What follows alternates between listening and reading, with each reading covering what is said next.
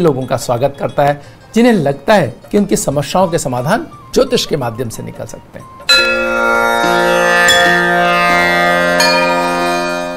आज 4 जुलाई 2020 है, आषाढ़ मास चल रहा है, शुक्ल पक्ष है, तिथि चतुर्दशी है, वार शनिवार है, विक्रम संवत 2077 है और प्रमादी नाम का संवत्सर चल रहा है। शक संवत 1942 है, सूर्य समय दक्षिणायन में, वर्षा ऋतु चल रही है और मुस्लिम तारीख 12 है। जिलकादी माह चल रहा है और हिजरी सन 1441 है। चतुर्दशी तिथि दिन में 11:34 तक है, उसके उपरांत पूर्णिमा तिथि आरंभ हो जाएगी। नक्षत्र मूल रात्रि में 11:22 तक, उसके उपरांत पूर्वाषाढ़ा नक्षत्र आरंभ हो जाएगा। योग ब्रह्म रात्रि में 12:55 तक, उसके उपरांत इंद्र योग आरंभ हो जाएगा। करण वर्णिज दिन में 11:34 तक, उसके उपरांत वृष्टिकरण आरंभ हो जाएगा। सूर्योदय जयपुर में 5:41 पर और सूर्यास्त 7:20 पर हो रहा है।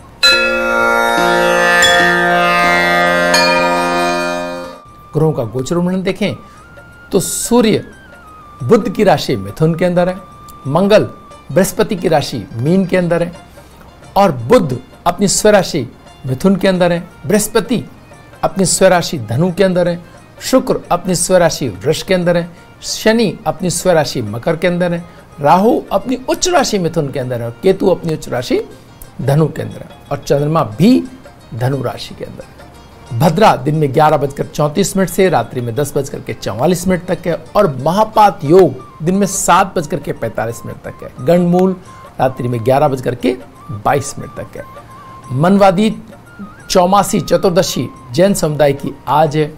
शिवशैन चतुर्दशी और उत्सव उड़ीसा में आज है और कोकिला व्रत प्रारंभ हो रहे हैं। वायु परीक्षा शाम को 7:20 पर आज की जाएगी।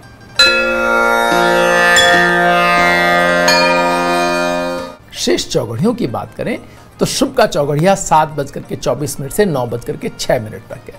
चरका चौघड़िया 12:31 से 2:13 तक है और लाभ और अमृत के चौघड़िए 2:13 से 5:38 तक है।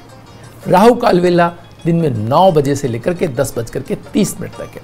राहु काल में कुछ लोग शुभ कार्यों को प्रारंभ नहीं करते हैं और कार्यों को टाला जाना संभव ना हो तो नमकीन पदार्थ का आप सेवन करके अपने कार्य प्रारंभ कर सकते हैं। इससे राहु काल के दुष्प्रभाव में कमी आएगी।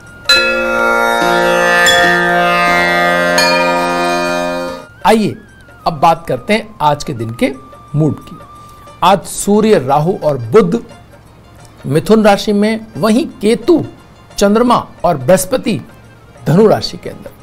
ये 6 ग्रह तीन ग्रह आमने सामने होने से चीजों में बड़े बदलाव की तरफ स्थितियां जाती हुई दिखाई दे रही हैं। आपके मनों और आपके संघर्ष करने की क्षमता से तय होगा कि आपके जीवन में इसका प्रभाव किस तरह से आएगा। जो लोग शिक्षा के क्षेत्र में कार्य कर रहे हैं, बहुत दिनों से अलग अलग तरीके से उन्होंने कोशिशें करके शिक्षा को एक नई स्वरूप में ढालने की कोशिश की है। इसके बाद से ये स्थितियां, बृहस्पति क्योंकि अपनी स्वराशि के अंदर आ गया तो अलग ही तरह से कुछ चीज़ों की तरफ बढ़ जाएंगे हम अगले कुछ दिनों के अंदर शिक्षा के क्षेत्र में। साथ ही साथ हम देखते हैं कि मंगल भी बृहस्पति की राशि के अंदर ही है। बृहस्पति स्वराशि के अंदर है, बुध स्वराशि में है, शुक्र स्वराशि के अंदर है। यानी आप देखें कि लगभग 5 ग्रह स्वराशिस्थ हैं इस समय।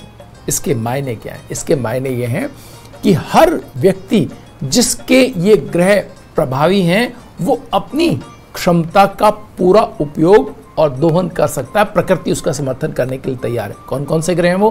बुध, यानी जिनकी कुंडली में बुध जो प्रधान लोग हैं उनको कुछ लाभ मिलते हुए दिखाई दे रहे हैं।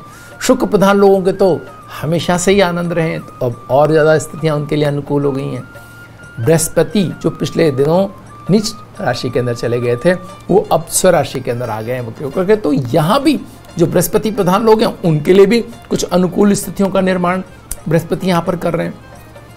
और साथ ही साथ के अंदर शनि अब अपनी स्वराशि के अंदर मकर राशि के अंदर है, तो वो भी अपने जो टेक्नोलॉजी और तकनीकी पे पूरी चीज़ों को लाने का जो उनका प्रयास है वो भी कहीं ना कहीं और बेहतर तरीके से होती हुई दिखाई देगी। लेकिन मंगल का बृहस्पति में के साथ होना और जो शनि का अपनी स्वराशि में कहीं न कहीं जो टकराव है, कोई तनाव है, तो उनको आमने सामने ना कर दे, इसकी स्थिति हो सकती है कि ईगो के अंदर या हम अपने को श्रेष्ठ मानने में कहीं मंगल जब बृहस्पति की उसमें होते हैं तो थोड़ा सा एक ये आ जाता है कि व्यक्ति अपने आप को ठीक मानते हैं और निर्णय कर बैठते हैं और फिर बाद में उसके जो भी कुछ प्रभाव आने हैं वो बाद में आते हैं। तो ये एक बहुत महत्वपूर्ण बात है। तो ये पूरे दुनिया के संदर्भ में, राष्ट्रों के संदर्भ में, राजनीतिक क्रियाकलापों के संदर्भ में ये चीज़ें आपको ऊपर नीचे अगले कुछ दिनों में दिखाई देंगी। तो उसमें जो जितना बुद्धिमत्तापूर्ण ढंग से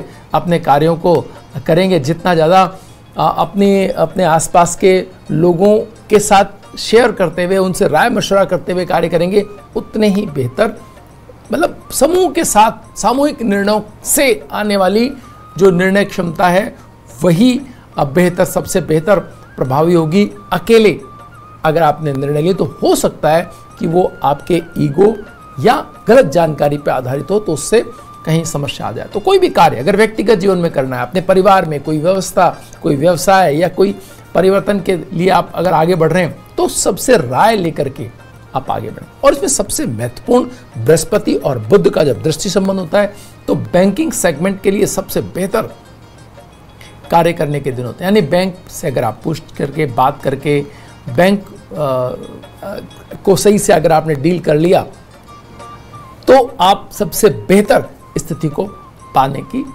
स्थिति में होंगे। सबसे महत्वपूर्ण बात एक और है, यहाँ पर राहु का लगातार व्यवसाय की राशि मिथुन में बने होना। तो आप देख रहे हैं कि सूर्य और राहु के साथ होने की वजह से ये जो स्थितियां इतने दिनों हमने देखी, 21 जून के बाद से आज तक, जिस हम एक दिन का इंतजार कर रहे थे कि 5 जुलाई के बाद से स्थितियां कैसी होंगी, वो राहु के साथ में सूर्य के जो योग हैं उनमें जो परिवर्तन आने हैं सूर्य ग्रहण के बाद, वो यहाँ 5 तारीख तक वो उन्होंने किस तरह की स्थिति बना ली है हमारे सामने।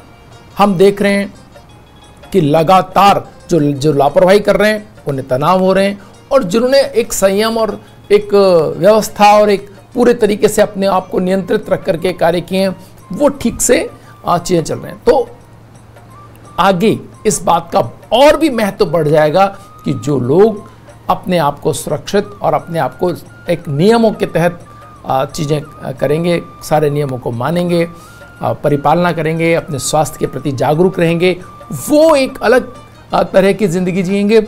और बाकी लोगों के लिए कहीं ना कहीं सडन अचानक चीज़ें बदलती हुई और हेल्थ के इश्यूज खड़ी करती हुई दिखाई दे सकती हैं। वक्त तो चला छोटे से ब्रेक का, ब्रेक के बाद फिर हाजिर होंगे। बने रहिए भाग्य में।